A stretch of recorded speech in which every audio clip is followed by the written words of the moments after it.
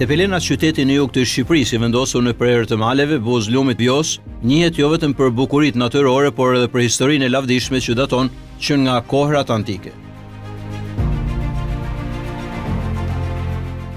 Një prej figurave më të shquar historike nga kjo zonë është Alipash Tepelena, një sundimtar i fuqishëm i Epirit gjatë shekullit të 18, i cili e bëri Tepelenën një qendër të fuqisë politike dhe ekonomike.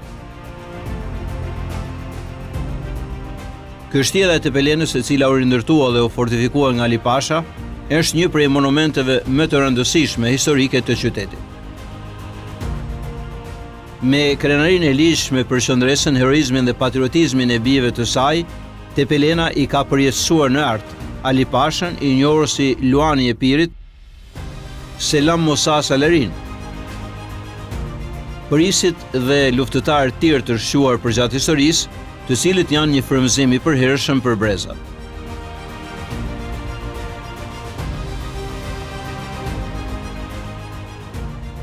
Vitin e kaluar në këtë qytet është përëruar dhe shtatorja e Tafilbuzit, njëra prej figurave emblematike të trimërisë dhe mençurisë, i cili ishte pris i kryengritjeve të para mbar shqiptare, por edhe pararandës i mallive dijes kombëtare.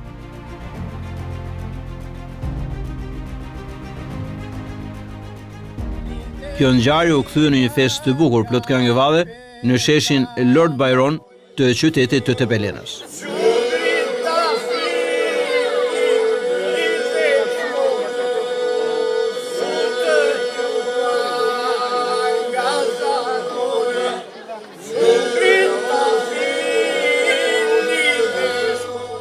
Autori i kësaj vepre është skulptori mirënjohur Vladimir Dhakaj, i cili ka punuar gjatë për realizimin e shtatorës.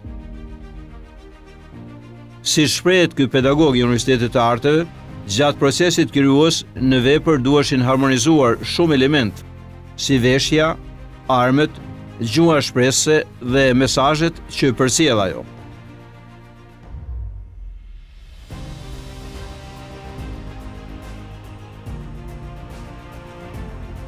Dhakaj, përveç angazhimit si pedagog për formimin e artistëve të rinj, në studion e tij punon intensivisht plot frymëzim e pasion, edhe me vepra të karakterit lirik dhe tendenca krijuese bashkëkohore.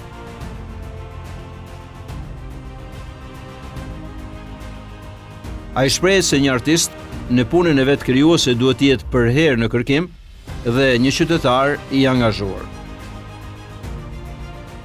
Profesor, ka shumë vite që ju livroni gjininë e skulpturës monumentale, të skulpturës me temë historike. Pse e keni bërë këtë zgjedhje? Po jo, është pjesë e profesionit tim. Unë jam diplomuar për skulpturë monumentale, e cila përfshin edhe përveç skulpturës lirike apo krijimit të lirë, përfshin edhe studimin e monumenteve historike. Edhe këtu jam edhe fokusuar, si më thënë, në krijimtarinë time, jam fokusuar shumë për çështjet e historisë së Shqipërisë, për çështjet e personaliteteve. Ka personalitete që në një kohë caktuar nuk janë trajtuar siç duhet, apo duhen evidentuar dhe gjëra që kanë ngelur pa u trajtuar mirë, pa u parë mirë në kohë. Sot janë më në dritë, kështu që ne vazhdojmë dhe vendosim ato gurët e monumenteve për historinë shqiptare. Janë të shumta vepra që keni realizuar, kam parasysh atë që u vendos kohë më parë në qytetin e Tepelenës, kushtuar Tafilbuzit, kohë më parë edhe e personalitetit të shquar të historisë kombëtare Selam Mosaj, dhe vepra të tjera me karakter historik e kulturor që përjetësojnë traditat, artin, kulturën.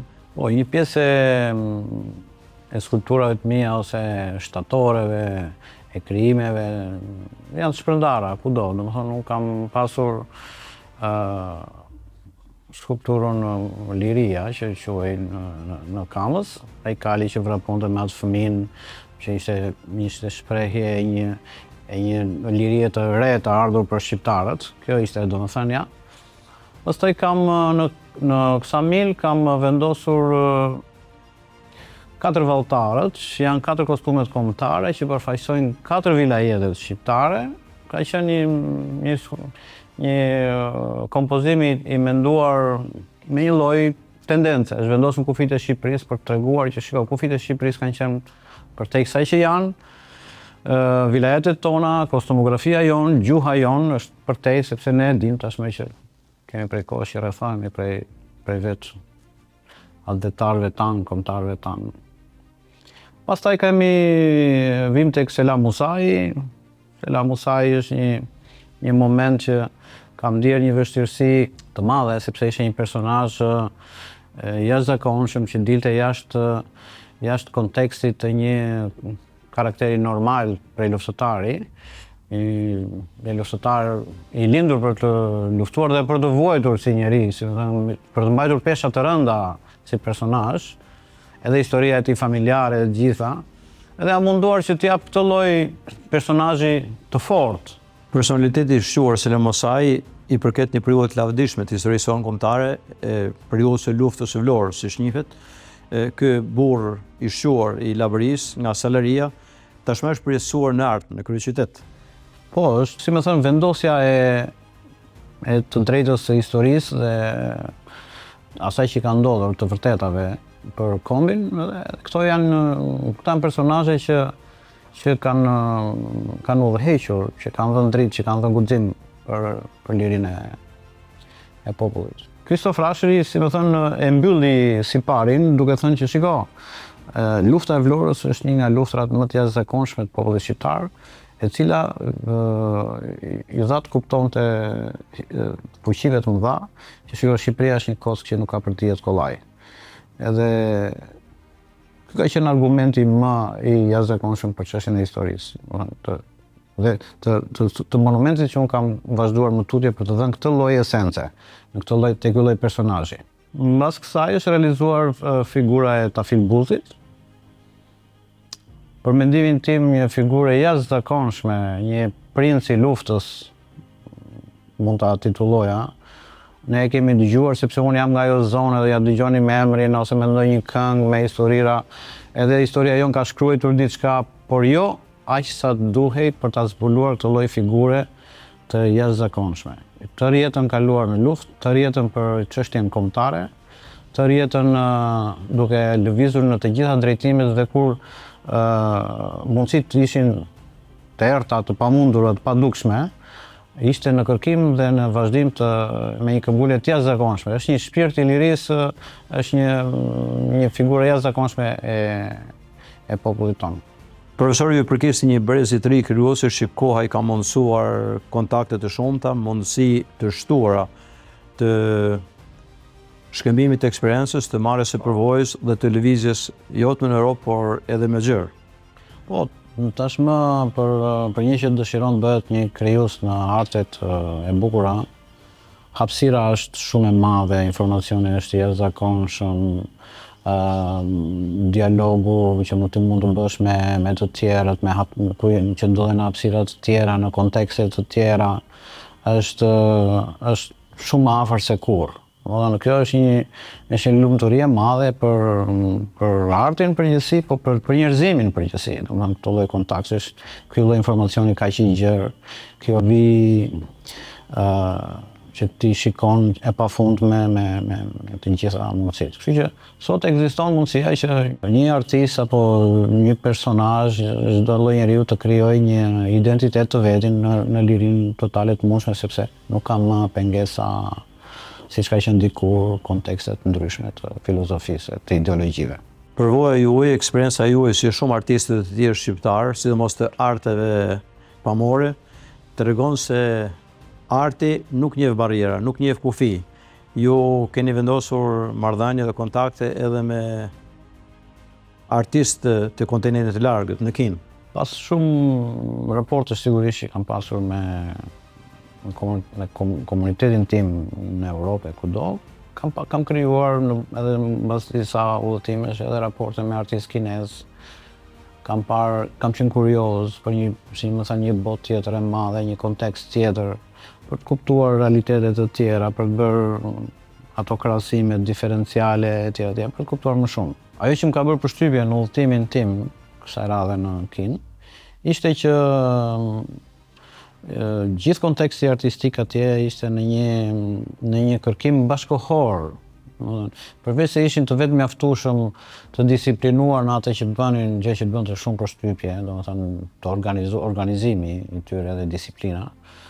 Edhe konteksti filozofik, se çfarë ata kërkonin në këtë situatë, më bëri shumë përshtypje sepse kishin gati të njëjtat tendenca që kanë edhe artistët më të mirëfillt në Europë. Shumë ata, në disa diskutime që bëja me ta, vura re që kërkonin sidomos zhvillimin interpersonal të njeriut me kohën, se çfarë po ndodh me njeriu, kush është e ardhmja e tij, kush janë si më thënë pengesat shpirtërore apo edhe ideologjike të fshehura, më thënë edhe zhvillimi i teknologjisë, çfarë ndikimi ka i gjithë kjo në sistemin, edhe në sistemin nervor të popujve, të njeriut në përgjithësi.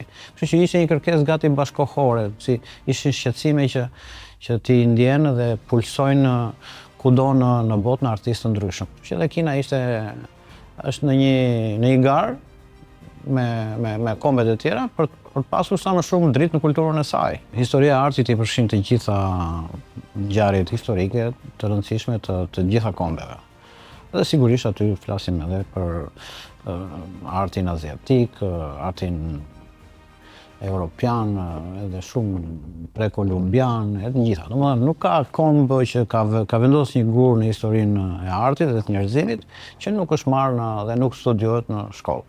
Kështu që edhe studentët tanë kanë njohuri të përgjithshme, marrin një njohuri të përgjithshme, pastaj vijmë te konteksti bashkohor. Po edhe konteksti bashkohor ka nevojë për një ndërlidhje, për të kuptuar të njëjtën gjë se çfarë ndodh. Dhe kjo është ajo liria më e madhe. Globalizmi e ka këtë lloj avantazhi që është një fitore për njerëzimin, që është kaq i hapur dhe ku njerëzit, komunitetet, kombet e ndryshme dhe po edhe studentët, kur vim tek studentët që duhet të studiojnë të kuptojnë për një profesion, të kenë njohuri dhe kontakte sa më gjerë. Arti nuk njeh barriera dhe këtë ka treguar konkurset ndërkombëtare, ku ne vemi dhe marrim pjesë në vende të ndryshme, ose artistët tanë, për shembull, kemi Alfred Mirashin, kemi Xhinxhën që është një artist bashkohor i joni që të dy dhe shumë artistë të tjerë kudo që marrin pjesë, ose rasti i kontekstit të skulpturës për sheshet publike që bëri Ministria e Kulturës që realizoi në Shqipëri për çështje të monumenteve në hapësirat publike. Dhe kishte pjesëmarrës të jashtëzakonshëm, kishte edhe nga Kina, Louis Ruang për shembull fitoi. Ose është një autore polake që ka vendosur një punë shumë interesante në një nga spitalet tek Nën Tereza, më duket. Edhe autorë të tjerë që të huaj që kanë marrë pjesë. Ky është ai konteksti që diskutuam pak më përpara edhe për udhëtimin në Kinë apo në Amerikë apo në Europë apo kudo që, domethënë, ky është konteksti që sot arti nuk njeh barriera dhe ndjesia për problematika të ndryshme është më i gjerë, ka një fluks idesh dhe mendimesh shumë herë më të gjerë dhe më të hapur pa barriera, pa kufi. Domethënë është i përket të gjithë njerëzimit. Ky është konteksti. Gjua e artit është gjua e mendimit të lirë dhe e shpirtit të lirë të gjithë njerëzimit. Dhe konteksti i artit në përgjithësi është një kontekst shumë njerëzor, shumë afër Zotit, shumë që ka të bëjë me krijimin, ka të bëjë me dashurinë, ka të bëjë me ndjesitë më të thella të njeriu në përgjithësi. Nga arti ka lindur gjithmonë zhvillim ndjesor, shpirtëror, mendor dhe një energji ose një sinergji gati e të gjithë njerëzimit. Arti ka ndikuar, unë për shembull kur shikoj një vepër që nuk ka lidhje me vendin tim, me kontekstin ku unë ndodhem, me Ballkanin apo shoh në një situatë tjetër, në një prodhim të një artisti të një vendi tjetër, të një konteksti tjetër, unë e shijoj një lloj sikur ta kishte bërë dikush në vendin tim. Kjo tregon atë afërsinë që krijon dhe atë me helmin për shpirtin njerëzor që është arti.